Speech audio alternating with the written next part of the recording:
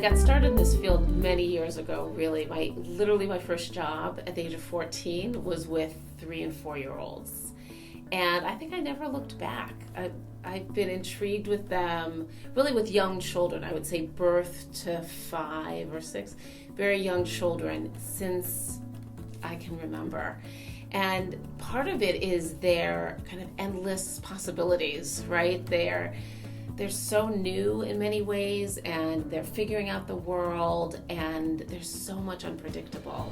And yet they're taking it in, they're curious, there's kind of this insatiable appetite to learn and know and relate. So that's one piece of it. Another piece is I started working with children who were emotionally disturbed, is what the term was in the 70s and 80s.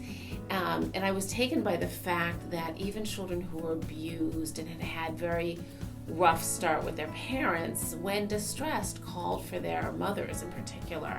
And I was very taken by that, and that really led me down this line of trying to understand parents and children, and that relationship is so important. So then if you fast forward all these years later, we have lots of research, 30, 40, 50 years of developmental research on attachment and parent-child relationships. And now what's coming out is new and exciting neuroscience research that kind of goes with the developmental research and shows us just how important these early years are. And that's what led me to this book. So I've worked with parents and children at Barnard at the Center for Toddler Development, which I run. I've now been here for almost 20 years, and the more I work with parents and the more I get to know them, and really we're in this incredible information age, right? There's tons of information. The web has just blossomed, and it's left parents, I think, very confused.